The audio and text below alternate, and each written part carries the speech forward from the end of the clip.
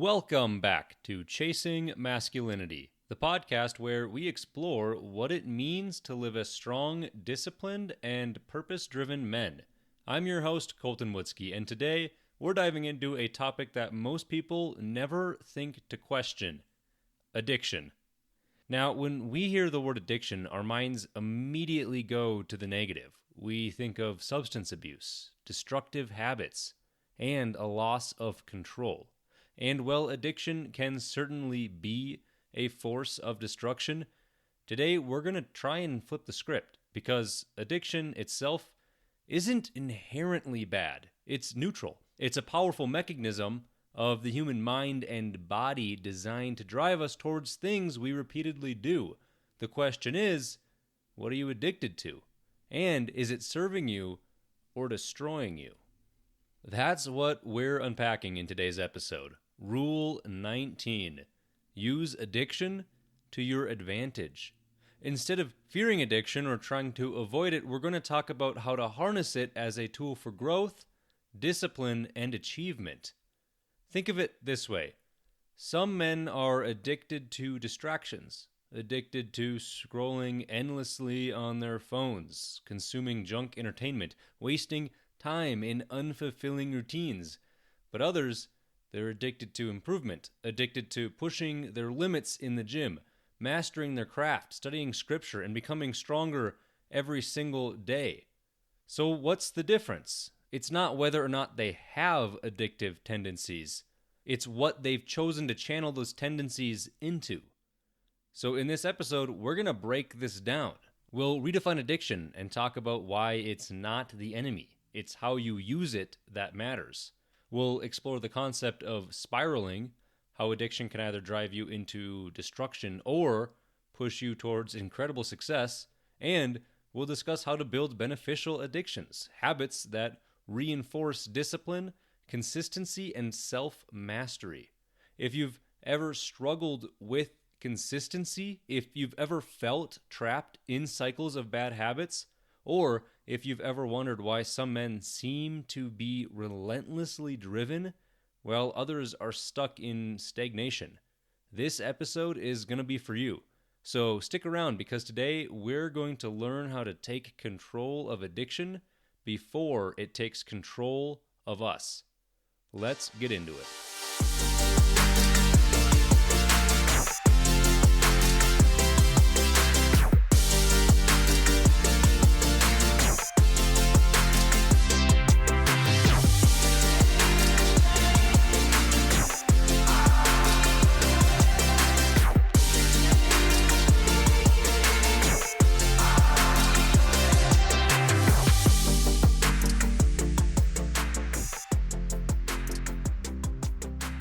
So I want to start by redefining addiction. And we first have to understand the nature of addiction. So I want to frame it this way. Addiction is not inherently evil. It's this natural biological mechanism that compels action. The human brain is wired for formation and for reinforcement. Dopamine, a neurotransmitter, plays a crucial role in reinforcing repeated behaviors, and that doesn't necessarily imply things that are good or bad. So addiction is a powerful motivating force, but from that it can either stem into a source of destruction, as we often see, or a tool for transformation. Now, this is probably my most controversial rule, because I'm trying to frame addiction into a positive light. I'm trying to say that if we're going to be addicted to something, which, living in a broken world, there's kind of no avoiding it, then let's make that work for us, not against us. Let's not shy away from the fact that in a healthy and regulated manner, we can use addiction as a fuel source to compel us and push us forward. So addiction, it's more than a desire or want. It is this deep internal urge that seems to drive behavior. It's not like these fleeting desires. Addiction creates this internal compulsion to act. You can't escape it. Think of a person who's addicted to exercise, probably like myself. They're going to feel this internal restlessness, this drive. They're going to feel incomplete without some sort of movement. The brain rewards these repetitive behaviors with a dopamine release, reinforcing this addiction loop. Now, the key to all of this is controlling the object of addiction. Are you addicted to the things that are going to destroy you, or the things that are going to build you up or improve you or help others? The object of addiction determines whether or not it's going to lead you to success or destruction. Addiction to substances, toxic relationships, or bad habits leads to a dependence, and that's what goes towards self-destruction. But addiction to growth, discipline, and self-improvement is going to lead to resilience, strength, and achievement when it's well-regulated and controlled. Think about how great it would be, instead of having to force yourself to wake up in the morning and force yourself to do the things that you know are going to make you better, you actually have to rein yourself in, because you're going to want to do it and you're going to want to take it 100%. And all you have to do is just control the tap, control the flow of this fuel that's driving you, that's compelling you to do this positive thing. You're just controlling at what rate your body really wants to get there. And that puts you in the driver's seat. That's how I want to shift the perspective on addiction. There's obviously some negative associations. When you hear the word addiction, you think of destruction. Society paints addiction as something to be feared or even just eradicated. The traditional view is going to focus on things like substance abuse, alcohol, drugs, gambling, things that kind of put you in this box of downward spiral negative behavior. However, addiction really exists in every aspect of life. It could be from social media to work to relationships to fitness. Addiction can also be positive when it's well-regulated: exercise, learning, self-improvement, discipline. Many high achievers use addiction to fuel their success. Think of athletes who are addicted to training. Kobe Bryant had this obsessive work ethic. He was addicted to making himself better and to being the best. There are entrepreneurs that are addicted to problem solving and learning. And think of spiritual leaders who are addicted to daily scripture and devotion. They just cannot get through the day without taking it in. The key is to reframe addiction as a force that can be controlled and directed towards success. It puts you in the driver's seat. It makes you driving the bus. So that key difference is direction. Addiction can create a downward spiral or an upward spiral. So this addiction, it's not good or bad. It's really the trajectory that determines its impact on your life. A downward spiral is going to put you into that self-destruction, while an upward spiral fuels progress and achievement. So I want to talk about what the concept of spiraling is. Everyone kind of associates spiraling with this negative connotation similar to addiction because of downward spiraling. It is the path of destruction. This negative addiction creates a cycle of dependency. Think of alcohol addiction. You drink, and then your judgment becomes impaired, and then you regret what you've done, and then you drink more, and that will just keep repeating into life deterioration as you are continually spiraling down, and every action is built and compounding upon the previous action, pointing you in the negative direction. The brain is associating the relief with the substance that just keeps reinforcing the behavior. Same with procrastination. If you're avoiding work, you're going to increase your anxiety. And then when your anxiety increases, you're going to look to things to distract your mind, like social media or video games. And when you distract yourself from the procrastination, more work gets backlogged, which only increases your stress. So what you're doing is you are compounding upon the issue, hence spiraling. And this puts you into a reinforcement loop where bad choices reinforce bad habits, making them even harder to escape as you spiral down. The more often a behavior is repeated, the more ingrained it becomes in the brain. Think of a man who defaults to excuses and avoidance.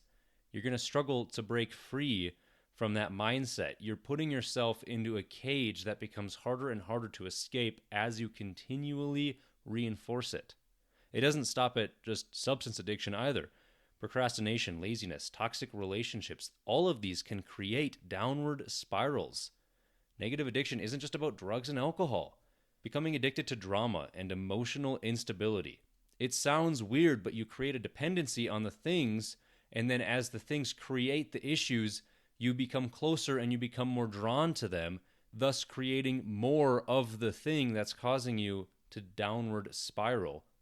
It's the same with gambling, where small losses are going to lead to reckless bets, which are going to just spiral into more and more financial ruin. Or surrounding yourself with negative people and toxic media. It's going to reinforce this victim mentality, which is going to draw you closer to them, which is going to further perpetuate the issue. But this spiraling exists in two dimensions. There's also upward spiraling. It's using addiction as a tool for growth. Positive addiction builds momentum for success. Think of a healthy fitness regimen. Daily workouts are going to lead to increased energy, which is going to lead to greater confidence, which is going to lead to stronger discipline, which is just going to better your daily workouts and lead to long-term health benefits. Each action is going to reinforce the next, creating a loop of personal growth. Now, the caveat to all of this, and that being healthy addiction, is that the addiction is working towards you and not against you. I'm probably going to repeat it a dozen times because of how controversial addiction is, especially framing it into a positive rather than the negative.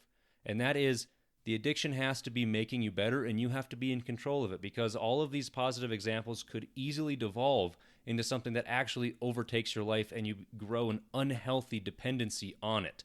So please keep in mind that all of these have a caveat of you are in control and you are using it as a fuel, and all you're doing is allowing yourself to untap whatever fuel you are needed to push yourself along from this addiction.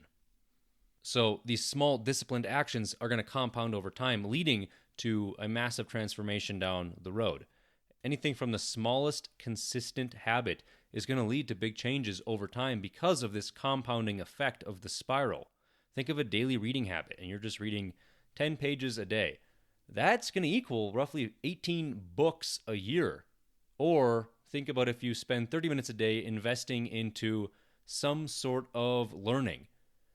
Within only a few years, you're going to become a subject matter expert. You're going to have expertise on whatever you're learning in just a few years because of this compounding effect. So how do we create this upward spiral? You have to choose the right addictions. Fitness, learning, spiritual growth, skill mastery. You have to replace the negative addictions with empowering ones. Think of if you're addicted to junk food. Just replace it with cooking nutritious meals. Now, I know that's a big jump from one to the other, but if you can slowly make the changes that get you there, they're going to compound and keep driving. Or think of video games. You just replace it with learning a new skill. Again, they may seem like polar opposites, but if you start incrementing these small habits, creating these reinforcement loops, you're going to set up the habits that are going to reward the discipline with progress that you were previously deriving from whatever the negative addiction was. Then you can track this progress to keep the loop going. You can gamify the growth. You can turn personal development into a challenge. And then also surrounding yourself with people who are going to continually reinforce this positive addiction is just going to keep you growing, and you're going to really see that compound effect take place over time. So now let's get into beneficial addiction and how addiction can be a success formula. Imagine the best version of yourself. What does he do daily? What habits and routines does your future self follow? A highly disciplined man doesn't waste time. He is addicted to self-improvement.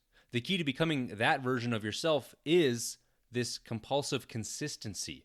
Success isn't built in spurts of motivation. It's built daily. It's built through consistent action. So, if you're addicted to this growth, you'll never stop improving. You're going to be compelled to take these small, consistent actions every day. And then, like I mentioned before, instead of having to force them every day, eventually all you'll have to do is get up and regulate how much you actually do because you are compelled to do it. If you are truly addicted to growth, you're going to never stop improving. And if you truly dedicate yourself to positive addictions, failures become nearly impossible because all it is another stepping stone to build yourself up upon. You can hardwire these habits to create the inevitable success. A man addicted to financial discipline will inevitably build wealth as long as he is regulating his risks. Let's break down some of these beneficial addictions that I've kind of already touched on. So we have the fitness addiction. So training until missing a workout feels unnatural. The best athletes don't force themselves to train. They're addicted to it. They have to. They're compelled to.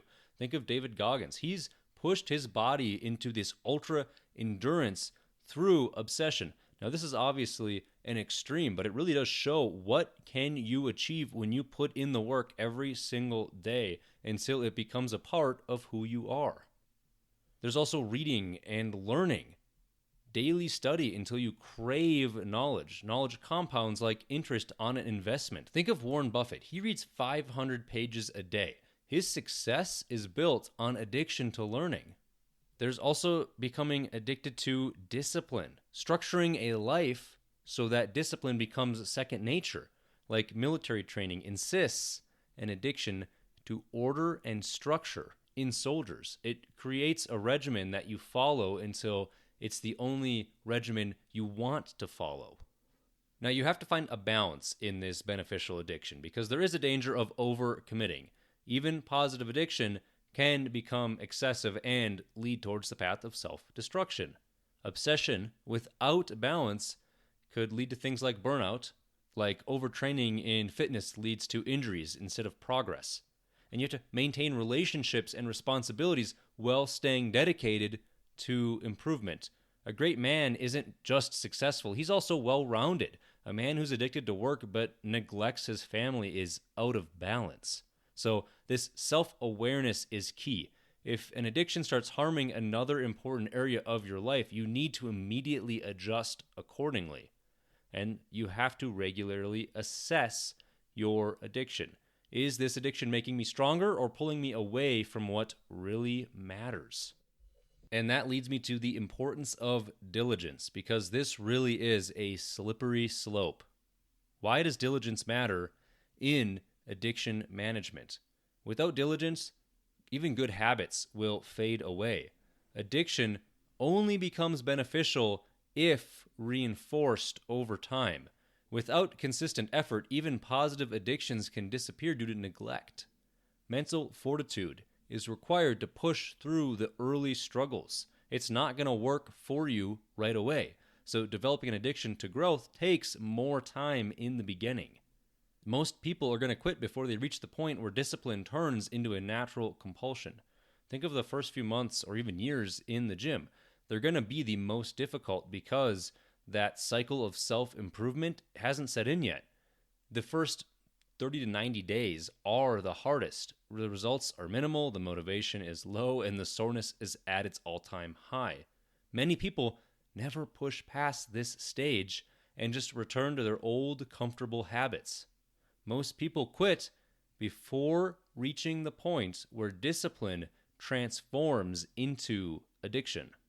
Real addiction to success happens when you no longer have to force yourself to do it. It becomes automatic. The transition from effort to instinct happens only after long-term diligence. So how can we make sure that we're maintaining a beneficial addiction? The first is to set milestones. Break larger goals into smaller, trackable steps. And then hitting these frequent goals is going to keep that motivation high and reinforce the addiction loop. An example would be, instead of saying, I want to get in shape, you could set milestones like week 1, work out 3 times. Week 2, increase your workout intensity by adding X. Month 1, improve performance in a measurable way, whether that be heavier lifts, faster runs, whatever that be. And then go and seek support. Surround yourself with people who reinforce positive addictions. That means you're going to have to goal share with people, unfortunately.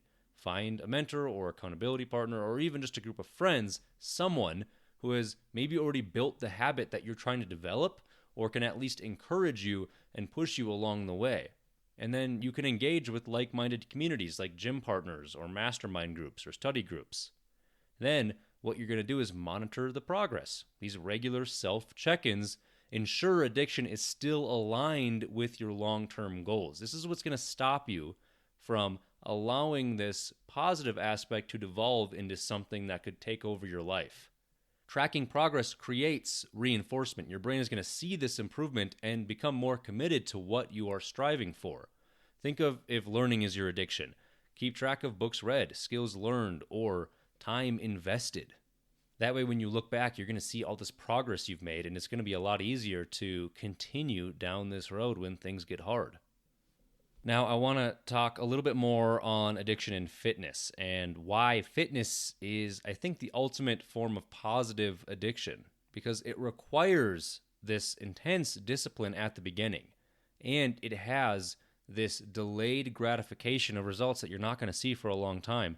And finally, it requires consistency throughout a lifetime, meaning you can't work out for 1,000 hours straight and then take the rest of the year off.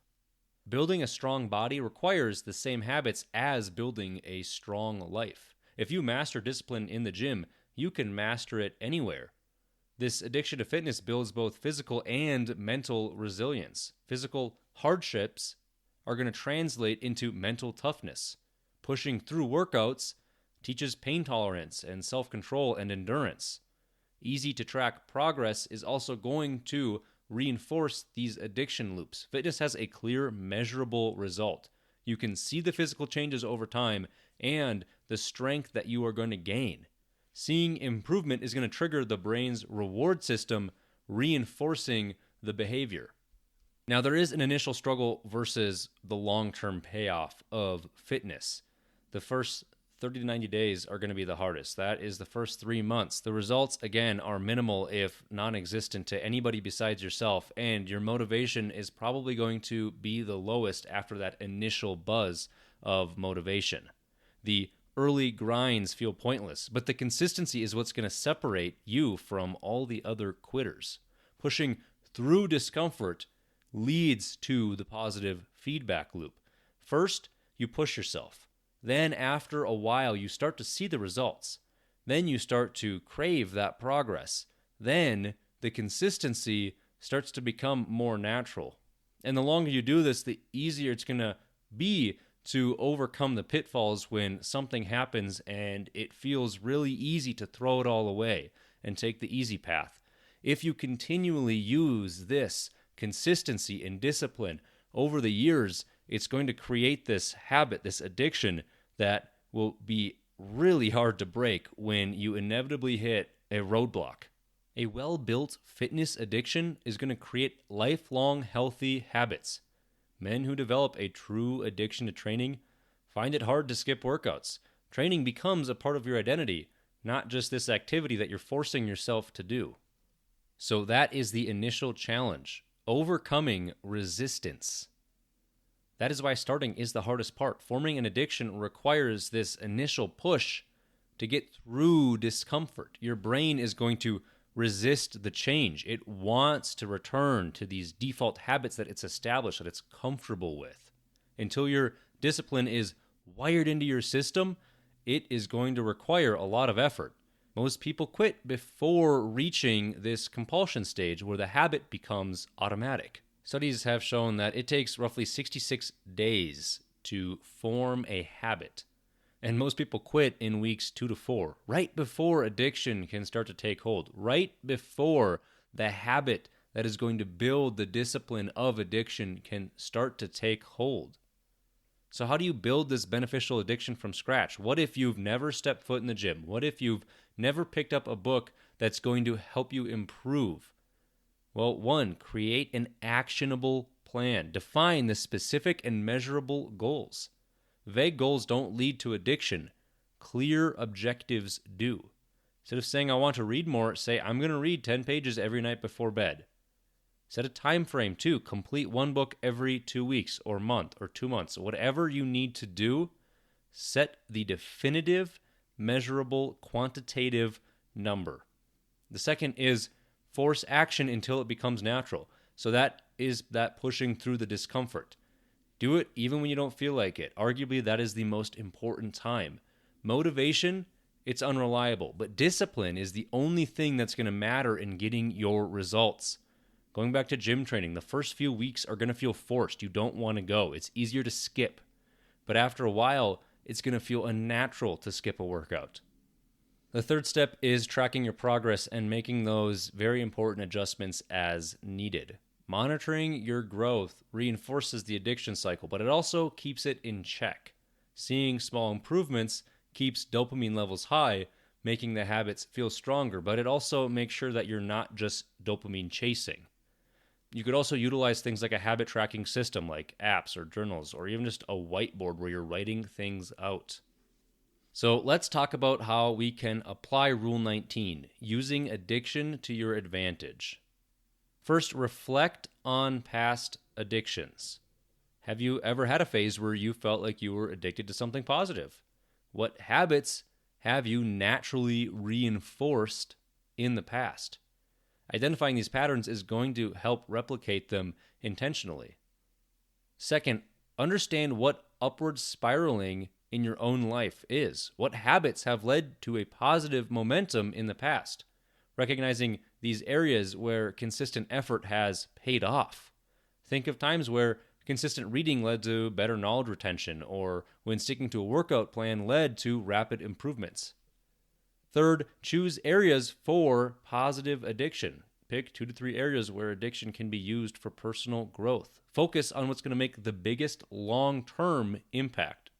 Those are things like physical fitness, training until it becomes a part of your identity, knowledge and learning, reading and studying every day and every week, and spiritual growth, daily prayer, scripture reading, and faith building. Remember, addiction is neither good or bad. It is a tool, as long as you know how to use it.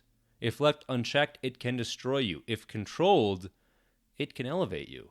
The choice is yours. Will you let addiction control you, or will you take control of it? Most men live their lives fighting addiction, seeing it as something to avoid. But the truth is, addiction is a natural force.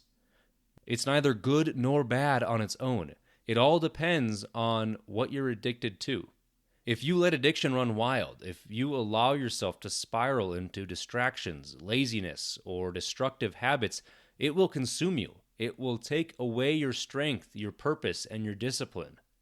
But if you learn how to harness addiction to take control of what compels you, then it becomes one of the biggest assets of your life. The men who win in life aren't the ones who avoid addiction. They're the ones who redirect it towards something that makes them stronger. So that's your challenge. Identify one area in your life where you can develop a positive addiction. Maybe it's fitness. Maybe it's reading. Maybe it is spiritual growth. Maybe it's all of the above. Whatever it is, commit to it. And most importantly, push through that discomfort phase. Addiction doesn't take hold immediately. The first few weeks are going to be the hardest, but if you can break through that, discipline will eventually turn into compulsion, and compulsion will turn into progress. Don't wait. Start today. Thank you for tuning in to Chasing Masculinity. If this episode resonated with you, please share it with a friend, leave a review, and let's join the conversation. I love to hear what positive addictions you're building in your own life. Until next time, take control, stay disciplined, and keep chasing masculinity.